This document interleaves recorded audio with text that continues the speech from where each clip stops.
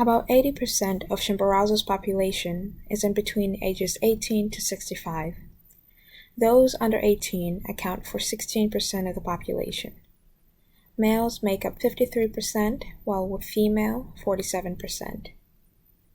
A few chronic diseases we see in this area are cancers, specifically lung, colon, and breast cancers.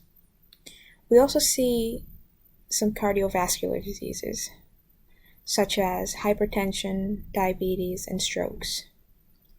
When we take a look at BMI, we see that 65% of adults in this population are considered either obese or overweight.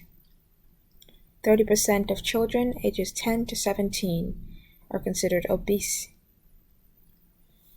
When we take a closer look at the data, we'll see that 23.6% of the obese population are white and 36.7% are Black residents. And this just clearly shows the racial health disparities within this community.